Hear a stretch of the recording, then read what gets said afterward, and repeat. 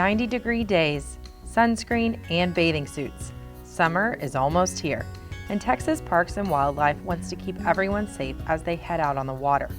Boating Safety Area Chief Al Oliger explains. We have a boating safety class where we're covering the 8 primary areas of safe boating, which includes knowing the boat, particular aids to navigation, boating safety activities, and knowing the state and federal laws. There will also be a paddlecraft class where we teach the safety in using a kayak and the things that are associated with proper operation of a kayak and canoe. First, we teach them the proper safety equipment. We tell them every life jacket needs to fit properly. We demonstrate the collar technique to making sure it doesn't go up against the chin. Also, that you should have a whistle, because a whistle can be heard 150 feet out, where generally somebody looking for somebody in the water, we have a limited range of seeing that head. Also, the fact that a life jacket needs to be brightly colored so it shows up, as well as fitting properly and always worn when you're in the water on the boat. Also, things to prevent capsizing, keeping things stable, using anchoring and sea anchors to keep the boat properly positioned. But also, if it does capsize, how do you get out? First of all, if it's a small boat, you want to stay with the boat and swim over it to stay on, but don't attach to it.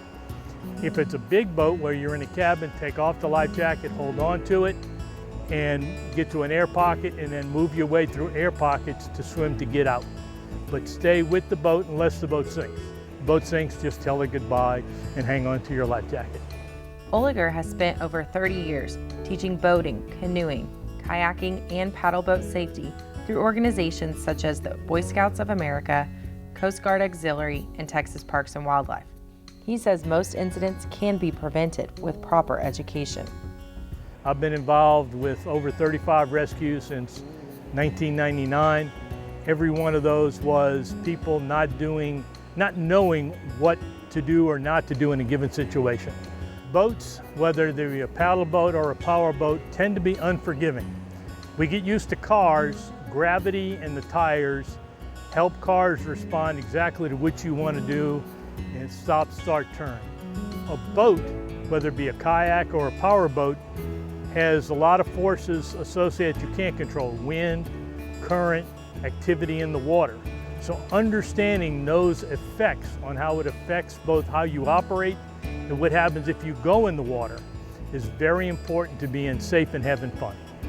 Whether you own a boat or plan on spending any time on the water, Oliger stresses the importance of proper safety education before you leave the dock.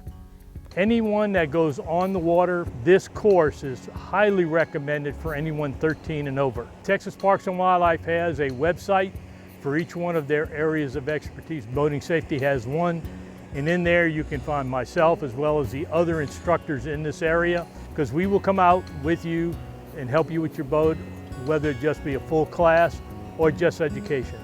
But the more skill you have, the safer and more fun you'll have.